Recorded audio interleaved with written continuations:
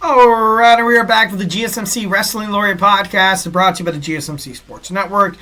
I'm your favorite wrestling fan here, Eric Rodriguez, every Monday through Friday, 8 p.m. Pacific Time, 11 p.m. Eastern Time, here to talk about the greatest thing in the world, professional wrestling, all the action inside and outside of the ring, backstage curtain calls, rumors, dramas. We talk about inactive statuses, injury updates amongst stars. We talk about superstar, transactions. We talk about extensions. We talk about new signings in terms of contracts. We talk about anything from AEW to TNA to Ring of Honor to WWE. If it makes major news in the world of professional wrestling, we talk about it here on this show, 1,010%. So remember to Superman punch that, like and subscribe button to the show, follow the GSMC Sports Network, and you will do no wrong. All right, without further ado, we're running rapidly out of time, so we're going to talk about some of the hottest breaking news in terms of the world of professional wrestling. Let me go ahead and shut this up here. All right, here we go. Bada boom. Realest guy in the room. How you doing? All right, sweet. All right, we got our first news break right here, guys. So, WWE was considering of holding a press conference during Super Bowl 59, during the press conference at the Superdome, obviously the Caesars Dome. Caesars, Las Vegas, when you think about Las Vegas, it's kind of been the home of UFC for quite some time. So it wouldn't surprise me that WWE would do something like this, like a Fanatics tour, something like in terms of selling WWE WrestleMania tickets for cheaper than they actually are. And they do that. If you attend any Fanatics tour that involves WWE WrestleMania, you can definitely get a lot of good deals on some tickets. Spoiler alert here, not that I've gone to some and that I know. I'm just kidding, moving on. So WWE is reconsidering doing this. Why are they reconsidering doing this? You could take attention from, from the NFL. Possibly, that could possibly be the reason. But, overall, I feel like doing it during the Super Bowl, it's kind of like, I don't want to be the bearer of bad news, but the NFL is king. The NFL in terms of ratings, in terms of the USA, it's not really like, if this was international, if the Super Bowl ever went international, maybe WWE would have more of a landscape, would have more of a, more of a yearning, more of a passion to do it. But, going up against a bunch of football fans, like I said, not to the same that it's a lost cause. I'm pretty sure if they go out there and they we have Seth freaking Rollins, Drew McIntyre, John Cena. If they go out there, they got to have some huge firepower. They got to have John Cena, probably AJ Styles and Roman Reigns. They got to have all these guys, CM Punk. New Orleans is a huge city, one of the best cities in the United States. Definitely would love to visit New Orleans, 1,010%. But right now, WWE is seriously reconsidering, trying to... Damn it, why is it not working? There we go. Trying to reconsider something like that. All right, we have WWE Royal Rumble TNA stars have been confirmed. We're not too sure who it is. We have a lot of shocks. This is going to be, quote unquote, from Nick Khan, the WWE president.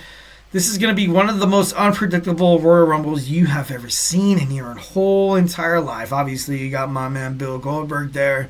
We have Matt Cardona. We have Jordynne Grace, Tessa Blanchard, and Ricky Starks, formerly an AEW superstar, trying to get out of his contract. There's a lot of stars that could debut on Royal Rumble, and I know WWE's definitely going to push this crap. They're going to push it. They're going to make it seem like this is going to be one of the biggest events in not just sports entertainment, in the whole entire world. This is going to be bigger than Donald Trump's inauguration. I guarantee it. I'm just kidding. No, moving on. We got Britt Baker. There's been a lot of rumors, surrounding Britt Baker and her drama with her former boyfriend, Adam Cole. Also drama with AEW. I feel like since she returned to AEW, she had a chance to, fight Mariah May for that championship. Maybe in the future, I feel like she will ultimately dethrone her.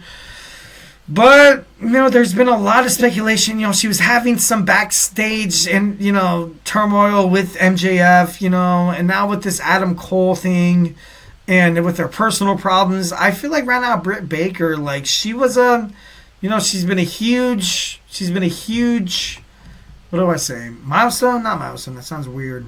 Cornerstone. She's been a huge cornerstone in terms of the women's wrestling in AEW. So it would break my heart to see her do anything less than being a champion again. But whatever's going on, fix it. Figure it out. Figure it out, fix it, whatever. But, don't make the fans suffer. And I feel like as a fan, I'm suffering because I keep, opening up ringside news, cage side seats. I'm looking at my AEW previews and I'm like, oh, Britt Baker's in drama again. Dude, I don't want to see that, dude. Like, come on, man. Figure stuff out so we can, continue to, cheer for you. PCO destroys the TNA Digital Championship at a GCW event.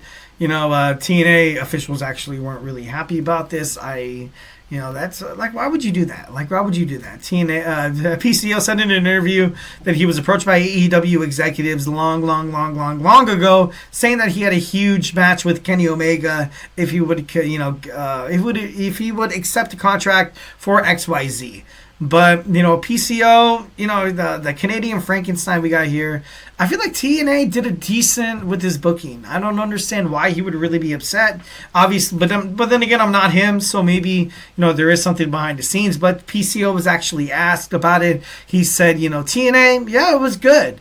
But under new management, it's So, but this is bringing us this new TNA and WWE NXT collaboration that so far, it's only been one day. You've seen them on TNA Genesis. It seems like it's been, pretty badass. And even when they were doing it early, in the middle of 2024, it didn't really seem like it was hurting much. So maybe perhaps PCO, like maybe, there's some behind the scenes stuff. Obviously, there probably is. But, I just hope it gets figured out. So Brody King and AEW has trademarked Hellhounds. We have, it seems like Aleister Black, Malakai Black is kind of being alienated from AEW. It seems like he's going to be out of it anytime soon. AEW has, Julia Hart, Buddy Matthews, and Brody King. Are they going to be the new Hellhounds? It wouldn't really surprise me. It would be actually pretty good for them to do so. Brody King still has, he's still pretty badass. Buddy Matthews, I can ultimately thought Buddy Matthews was going to wind up fighting with Rhea Ripley on WWE. Well, not with, but, I don't know. I feel like if you have a chance to work with your significant other, why not?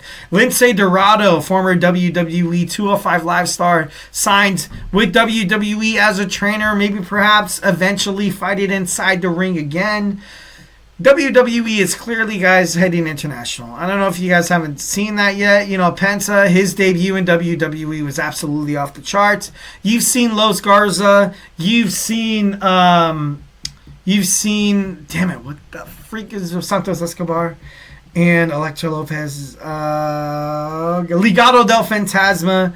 You've seen them get a lot more love. You've seen Shinsuke Nakamura win the championship. We have Gunther as the World Heavyweight Champion. We got Rhea Ripley from Australia. WWE is international. WWE has been international. There's only a few American stars, which, to be honest, I feel like this is the best thing for professional wrestling, because you have a lot of American subsidies. You have a lot of territories that you can possibly wrap your mind around. But imagine, okay, yeah, we have 50 states.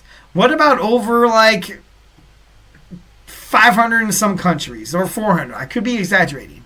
We have New Japan, professional wrestling. We have the CMLL, Stardom. You have all these things that could potentially arise superstars. And I feel like it would be great for WWE to finally kind of accept that. So stars like Josh Alexander and Jordynne Grace of TNA's contracts are up. Josh Alexander's contract is up in a couple of weeks. I could be wrong. But are they going to be signed by WWE? I feel like Jordynne Grace is actually, at this moment, dotting the I's, crossing the T's of an exclusive, of a very decorative WWE contract, and she deserves absolutely every penny. Freaking, 7 figures. She deserves it all. So does Josh Alexander. He can definitely be something pretty badass. And obviously, my last story, I talked about it before, Malakai Black is done with AEW. He's going to come back to WWE. His wife, Selena Vega, of the LWO, is representing. So it would not surprise me if you see Malakai Black come back into the fray of WWE, NXT, or SmackDown, Raw. Me, personally, with Oba Femi as the World Heavyweight Champion in NXT, why not bring back Aleister Black? Why not? I feel like that'd be pretty bad. That'd be pretty badass. That'd be pretty cool. All right, guys. So, hey, that's it for me today. Hope you guys enjoyed my show. Thank you for watching. Hope you guys had an amazing week. It is Wednesday. Today is hump day. Obviously, that's what my mom used to call it. Don't get too excited. Don't get too crazy. It's like, you're getting over the hump in the week. We got Thursday, Friday, and then bam, into the weekend, Saturday and Sunday. Thank you for tuning in to the GSMC Wrestling Laureate podcast, brought to you by the GSMC Sports Network. Make sure you like and subscribe to the show. Follow the show. Follow the network. Follow us on Twitter or /X, whatever you like to call it. Instagram, TikTok, or Facebook. We have a whole bunch of other podcasts to check out on the GSMC Sports Network. So if I have not made you a wrestling fan by now, check all those guys out. They're absolutely amazing, absolutely stunning. They're riveting. They're great. Stay beautiful. Absolutely stay beautiful. But most importantly, love you.